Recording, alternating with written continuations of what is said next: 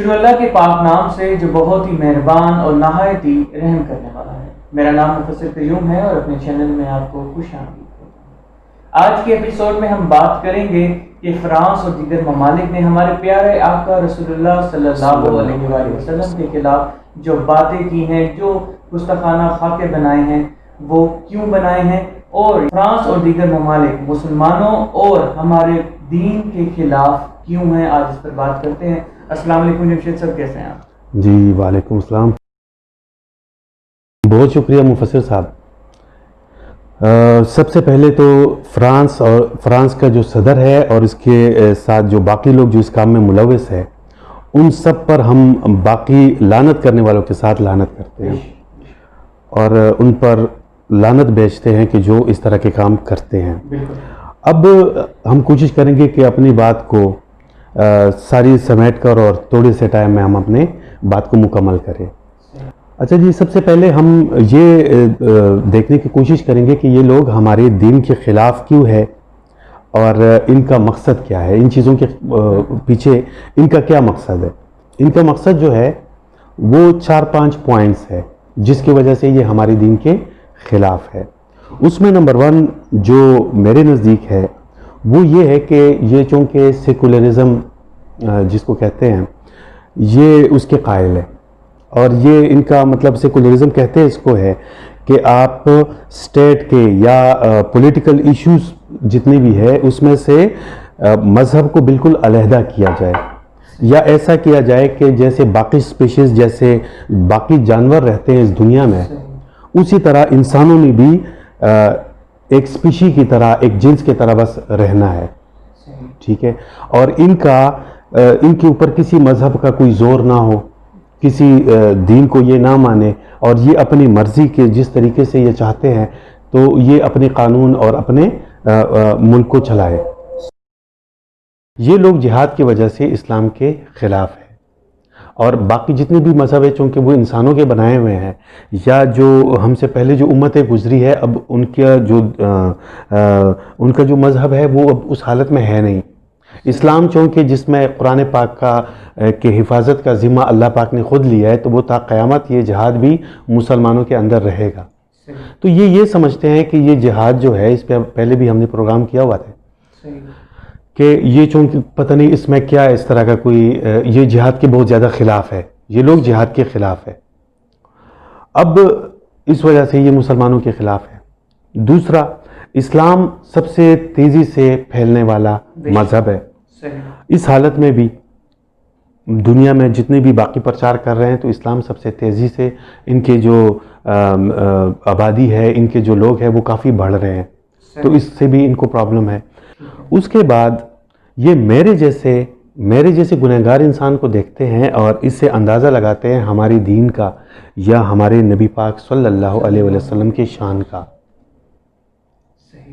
تو اس میں اگر آپ دیکھیں تو دنیا کی جتنی بھی برائیاں ہیں وہ کم سے کم ہم مسلمانوں میں تو ضرور آئی ہوئی ہے، اور جب ہم اس طرح جب باقی دنیا میں پیش ہوتے ہیں اور اپنے ساتھ اللہ کے نبی کا نام اور اللہ کے دین کا جب ہم اپنی پہچان بتاتے ہیں تو وہ لوگ ہمارے دین کو بھی اسی طرح سمجھنے لگتے ہیں جیسے کہ ہم ہے۔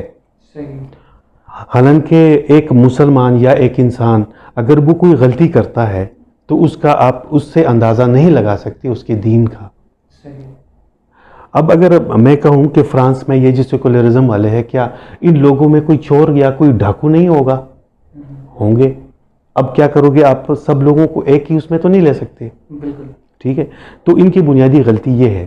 ویسے تو یہ خود کو بڑے ریسرچر اور بڑے ہر چیز پہ یہ بڑی ریسرچ کر رہے ہیں، تحقیق کرتے ہیں، لیکن اللہ کے کلام پر انہوں نے کوئی تحقیق نہیں کی، ان کو پراپر سمجھا نہیں کہ اگر غلط ہے تو پھر آپ کو پتہ چل جائے گا، اگر صحیح ہے تو پھر بھی آپ کو پتہ چل جائے گا، لیکن یہ اس کی طرف آتے نہیں ہیں۔ یہ بس مجھے دیکھ کر، دوسروں کو دیکھ کر، اور یہ اس سے ہمارے دین سے نفرت کرنا شروع ہو جاتے ہیں۔ اب یہ حاسد ہے، یہ ہمارے نبی سے حاسد بھی ہے۔ 1400 سال گزر گئے اور تا قیامت ہمارے نبی کا نام ہمیشہ اونچا رہے گا۔ ہمارے نبی کی شان بہت بلند ہے، اور یہ لوگ جو ہے یہ اس چیز سے حسد میں ہے کہ ان کا جتنی بھی ان کے لوگ گزرے ہیں کوئی بھی ایسا نہیں ہے کہ جس کا نام تا قیامت زندہ رہ سکے. چند سالوں میں وہ اس دنیا سے اس روئے زمین سے غائب ہو جاتے ہیں. لیکن میری نبی کی شان ہے کہ وہ تا قیامت اس نے رہنا ہے. اب آپ نے کسی پاگل کو دیکھا ہے جو آسمان کی طرف تھوکتا ہے تو وہ تھوک اس کے اپنے منہ پہ گرتی ہے لیکن آسمان کا کچھ نہیں بگڑتا. آپ نے کسی پاگل کو دیکھا ہے جو سورج کو کہتا ہے کہ تم تو روشنی نہیں اندھیرا دیتے ہو, تم گرمی نہیں سردی دیتے ہو, تو اس سے سورج کی شان میں یا اس کی روشنی میں کوئی کمی آتی ہے؟ نہیں آتی. آپ نے کبھی کسی پاگل کو دیکھا ہے جو ستاروں کو جو زینت ہے آسمان کے اور اس کو کہتا ہے کہ تم تو آسمان کے لیے زینت نہیں بلکہ تم اس کی بدصورتی کا باعث ہو, تو اس سے ستاروں پہ یا آسمان کی خوبصورتی پہ کوئی اثر پڑتا ہے؟ ہم نے کسی پاگل کو دیکھا ہے جو چاند کو بدصورت اور بے نور کہتا ہے, تو اس کے کہنے سے کیا چاند کی نور پہ یا اس کی خوبصورتی پہ کوئی آنچ آتا ہے؟ نہیں آتا. ہماری نبی کی شان بھی آسمان کی طرح بلند, سورج کی طرح روشن, ستاروں کی طرح چمک دمک والا اور چاند کی طرح نور والا ہے. ہماری نبی کی شان بہت اونچی ہے. ان چیزوں سے جو یہ لوگ بیان کرتے ہیں یا یہ لوگ جو کرتے ہیں, ان چیزوں سے, ایسے گھٹیا لوگوں کی باتوں سے ہماری نبی کی شان پہ کیا اثر پڑ سکتا ہے؟ یہ چیزیں ہماری نبی کی شان تک پہنچ ہی نہیں سکتی. بالکل. ان کو محض جتنی بھی لوگ دیکھتے ہیں محض پاگل ہی سمجھتے ہوں گے. بالکل. جیسے کہ میں نے بتایا کہ جیسے کہ آسمان بلند ہے تو ہماری نبی کی شان بلند ہے. آخری جو بات ہے وہ یہ ہے کہ یہ مسلمانوں کو بہت کمزور سمجھتے ہیں کہ ابھی تک ہم کوئی ایسا ریاست نہیں دکھا سکے کہ جس میں اللہ کا نظام یا اللہ کی بادشاہی جیسے آسمانوں پہ ہے زمین پر بھی ہو, یا اللہ کا کلام ہمارا آئین اور دستور ہو. ایسا کوئی نظام یا ایسا کوئی ریاست ہم نہیں بنا سکے کہ جو اس طرح کے لوگوں سے پوچھ بھی سکے یا ان کے سامنے کھڑی بھی ہو سکے. ہم ان کے سامنے اب ہماری حالت یہ ہو چکی ہے. تو یہ بنیادی چند چیزیں ہیں کہ جو یہ ہمارے دین کے یا ہمارے نبی کے خلاف ہے. ٹھیک ہے, اب اس کے بارے میں چند ایک ریفرنسز ہے جو میں دینا چاہتا ہوں, اور تاکہ ہمارے مسلمانوں کو جو جذبات مجروح ہو چکے ہیں یا جن لوگوں کو جو تکلیف ہو چکی ہے, اس میں بنیادی وجہ ہم خود بھی ہے. اب کوئی بھی مسلمان جو میرے جیسا ایک گنہگار انسان ہے, ہم لوگوں میں دنیا کی ہر برائی ہمارے اندر آ چکی ہے, اور ہم جب اپنا یہ چہرہ دنیا کے سامنے دکھاتے ہیں اور نام اپنے ساتھ ہم اس پیاری نبی کی شان کا, جب اس نبی کا نام اپنے ساتھ لگاتے ہیں, اس دین کا اپنے ساتھ لگاتے ہیں, اور پھر ہماری غلطیاں, ہمارے جو رویے ہے یا جو ہم جو اپنے آپ کو پریزنٹ کرتے ہیں دنیا میں, تو وہ لوگ اس کی وجہ سے, ہمارے چند ایک لوگوں کی غلطیوں کی وجہ سے ہمارا پورا دین اور ہمارا جو نبی کی شان ہے اس میں اس طرح کی گستاخیاں آنا شروع ہو جاتی ہے. تو اگر ہمیں واقعی اپنی نبی کی شان کا لحاظ ہو تو ہمیں دوبارہ سے اللہ سے توبہ کرنی ہوگی, اور دوبارہ سے اپنے آپ کو ایسا پریزنٹ کرنا ہوگا کہ کوئی بندہ جہاں پہ مومن ہو, مسلمان ہو, اور وہ واقعی میں اپنے قرآن کا نمائندہ ہو, اپنے نبی کا نمائندہ ہو, اور اپنے اللہ کا کوئی نیک بندہ ہو. تو پھر ہم لوگوں سے کیا ہم گلہ کریں گے, غیروں سے ہم کیا گلہ کریں گے؟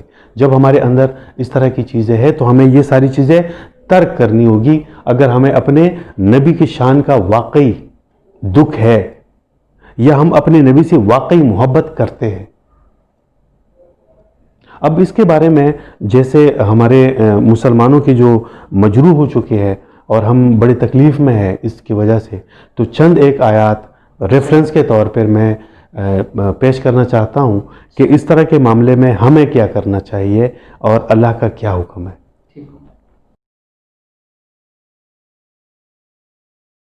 سورہ انعام آیت نمبر 5.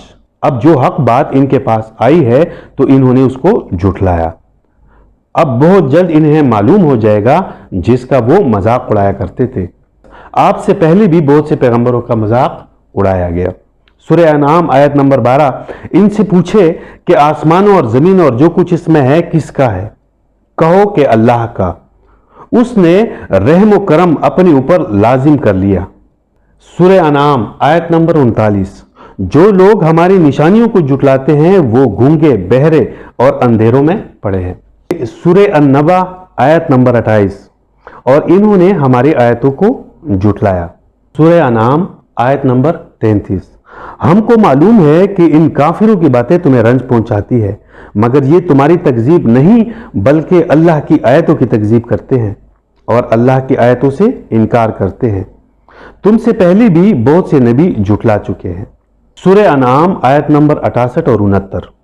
اور جب تم دیکھو کہ لوگ ہماری آیتوں کا مذاق اڑاتے ہیں یا اعتراض کرتے ہیں یا جھٹلاتے ہیں تو ان کے پاس سے ہٹ جایا کرے جب تک کہ وہ دوسری باتوں میں نہ لگ جائے، اور کبھی شیطان تم سے بھلا دے تو یاد آنے پر ان کے پاس نہ بیٹھا کرے.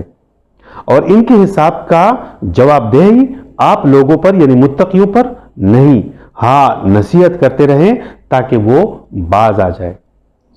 تو ہمارے ہاتھ میں ہے کہ ہم نصیحت کریں ان لوگوں کو اور اپنے دین کو ان کے پاس پہنچائے تاکہ یہ اس طرح کی چیزوں سے باز رہے. اللہ پاک قرآن پاک میں فرماتا ہے کہ مومنوں آپس میں نہ لڑو ورنہ تمہاری ہوا اکھڑ جائے گی. اور اب ہمارے ساتھ معاملہ بھی یہی ہے کہ ہمارے آپس کی لڑائیاں اتنی زیادہ ہو چکی ہے، ہم ایک دوسرے کو برداشت نہیں کرتے، اور باقی جو غیر قومیں ہیں وہ ہماری ان چیزوں کا فائدہ اٹھا رہی ہے. اگر ہم ایک امت ہوتے تو اس دنیا میں 1.5 ارب سے زیادہ مسلمان ہیں، تو کوئی بھی یہ گستاخی نہ کر سکتے. لیکن چونکہ ہم آپس میں بٹے ہوئے ہیں، ہم آپس میں لڑ رہے ہیں، اور جو اصل دین ہے وہ ہم پیچھے چھوڑا ہے. تو یہی وجہ ہے کہ آج اس طرح کے لوگوں کو ہمت پڑ رہی ہے. اور آخری بات یہ ہے کہ زیادہ تر جو اس طرح کے لوگ کر رہے ہیں یہ سستی شہرت حاصل کرنے کے لیے جو اس طرح کے پروپیگنڈے کر لیتے ہیں، اس سے سستی شہرت ہو جاتی ہے، اور پھر ایک بندے کو پتہ چلتا ہے پھر دوسرے کو اس نے یہ کر دیا، اس نے وہ کر دیا، اور اس طرح وہ ایک گھٹیا ترین انسان جو ہے وہ کچھ عرصے میں بڑا وہ مشہور ہو جاتا ہے. تو یہ کچھ چیزیں ہوتی ہے کہ جو اس طرح کے محرکات کے پیچھے لوگ اپنے ہتھ کنڈے کرتے ہیں. اس گفتگو میں ہم سے کوئی بھی غلطی ہوئی ہو تو ہم اللہ کے حضور توبہ کرتے ہیں اور معافی مانگتے ہیں. بہت شکریہ جمشید صاحب، آپ نے ایکسپلین کیا کہ یہ لوگ ہمارے خلاف کیوں ہیں. ویورز، آپ لوگ بھی ہمارے کمنٹ سیکشن میں جا کے اپنا پوائنٹ آف ویو ضرور دیں، اور ہمارے چینل کو سبسکرائب کریں، ویڈیو کو لائک کریں اور اس کو شیئر کریں. بہت شکریہ.